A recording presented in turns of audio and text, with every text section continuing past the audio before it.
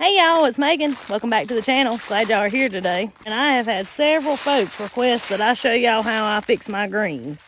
So tonight, I'm eating collard greens, but what you'll see in the video is how I fix all of them, whether it be mustard greens, turnip greens, any of them. This is how I fix it. So y'all just come on with me while I fix supper tonight, and I'm gonna show you how I do it. Ooh, they're so pretty. I'll be honest with y'all, collard greens are my absolute favorite. I prefer them over turnip greens and mustard greens any day of the week. But it's just me, so I don't need a ton. Andy and the youngins don't eat it, just me, so that right there will probably do it. You can tell, never grown collard greens before, they look a lot like these cabbage plants here. They're in the same family, but my cabbage is trying to make a little head down in there. Boy, I can't wait to have some more cabbage. I absolutely love boiled cabbage. Alright, so I gotta get these rinsed off with some cool water. Now, the wonderful thing that I like about collard greens is they are so easy to cook. Now, I may cook them different than you do or somebody you know. This is just how my granny taught me how to do it. And hers were always my favorite, so that's how I do it. Just give them a little rinse. They ain't too dirty though. It ain't, Lord knows it ain't rained here to make the dirt splash off on them, that's for sure. Then what you gonna do with your collard greens, they got this big stem right here. I just take them and kind of shuck that off. See there? I do that, roll it up,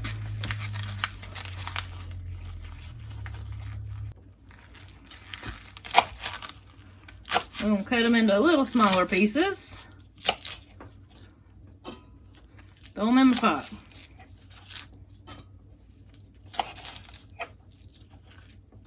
I'd rather cut them up before I cook them. You can do it either way. Some people cut them up after they cook them. Totally up to you. So we're gonna shuck it like that. And I'm gonna roll it up. Still got a little bit of that stem up there right there. Roll it up.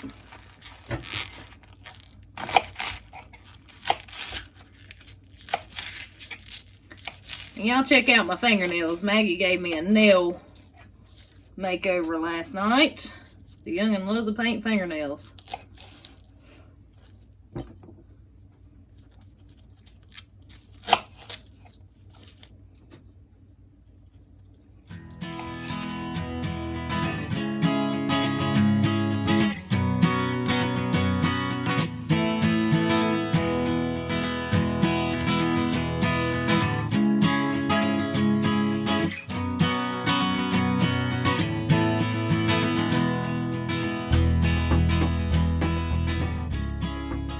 Put a little salt pork in there.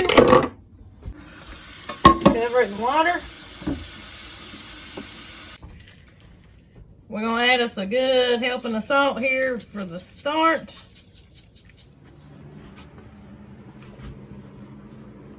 Awesome. What are them pink-eyed peas here?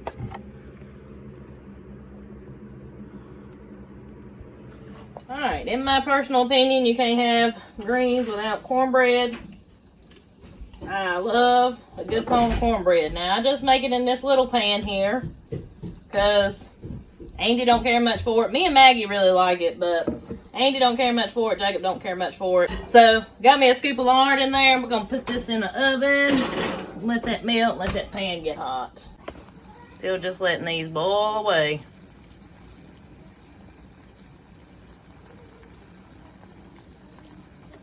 And I'm going to throw some country ham in the frying pan. Now, this country ham right here may look a little different than what you're used to seeing, but we cure our own ham. We do it the old-fashioned way. So it's not going to be that bright, pretty pink it ain't supposed to be. I'm just going to tell you that.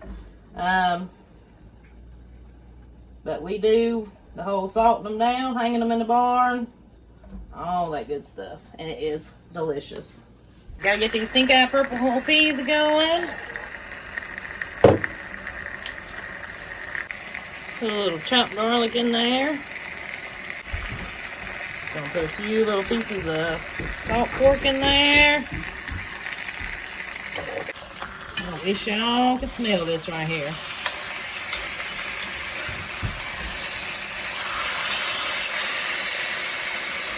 Alright, now I'm gonna get this cornbread going. This right here is some local cornmeal. No, it is not from my corn. I did not have time to grind me any cornmeal before supper tonight. For those of you who may not know, I have a hand crank to grind our cornmeal, and it takes me like 30 minutes at least to grind enough. I only make a half a batch since I'm making it in my small pan. I need about a half a cup of this.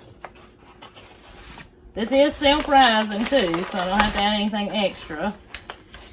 About a half a cup of milk. I did put a little vinegar in this milk, because I want it to be like buttermilk.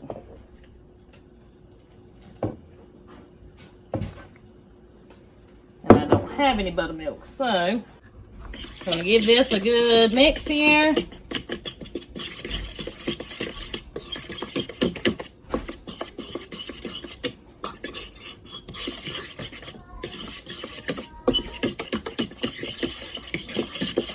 Come in with my hot grease, pour that in, just like that.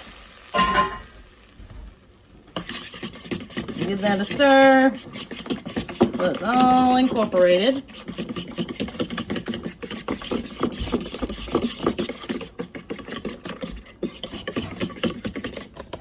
Pour that in my preheated pan.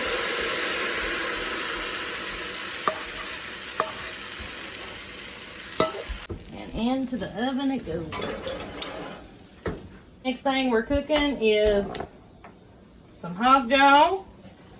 This is hog jaw again that we cure ourselves from our own pigs. Now this right here is right up there with bacon in my book, from what we make from our pigs. I love, love, love this stuff right here.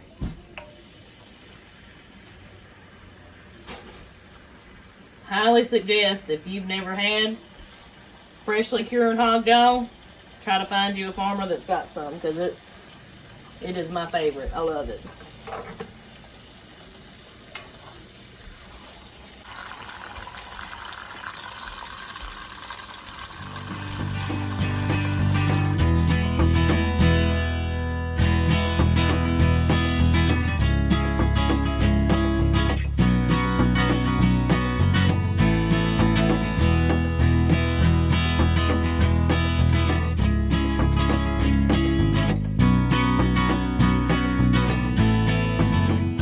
Maggie's making some dessert for me.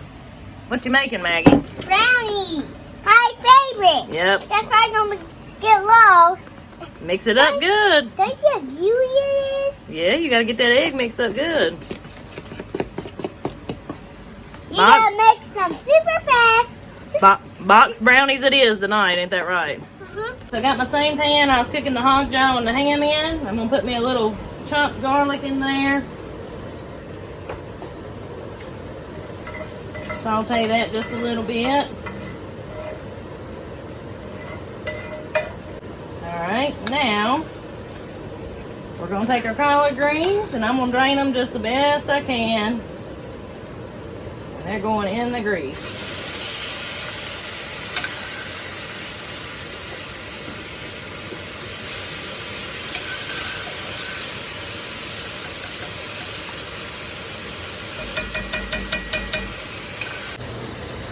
Now I'm going to hit them with a little onion powder, a little sugar,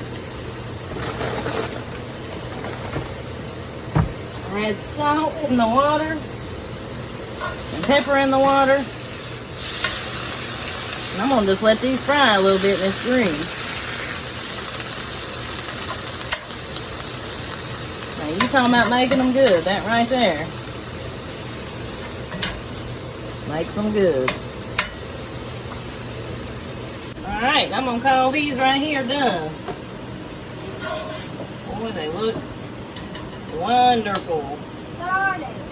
Collard greens. Yeah. This may not be the way somebody in your family cooks them or the way you cook them, but like I said, this is the way I was taught to cook any kind of greens. And I really like them this way. So please let me know in the comments if you try it and you love it, or you try it and you don't like it. Either way. I gotta get the rest of this done here now. And I'm going to look the rest out of the bowl.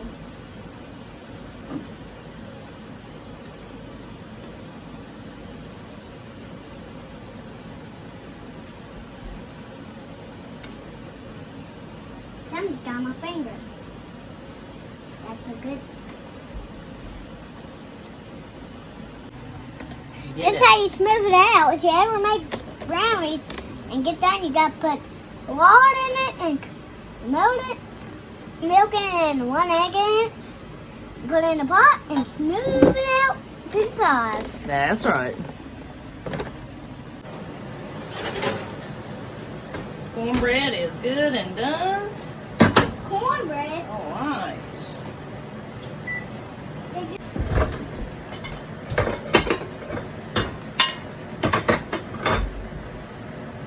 There's my little tiny pan of bread there. It's gonna be delicious. Now it doesn't, when you don't add eggs and things to it, it don't generally rise as much as if it had eggs in it, but I prefer just to do it this way. If you're wondering why it's a little thinner, that's why. There's a look at our good looking supper tonight. Collard greens, pink-eyed purple whole peas, cornbread, country ham, and hog jaw. So anyways, guys, I hope y'all enjoyed this video. Hope you learned a little something. Let me know in the comments if you try any of my ways of doing things. I always like to hear from y'all and see how it goes for y'all. Everybody's looks a little different, I guess. But anyways, y'all, till we see you on the next one, y'all have a good one.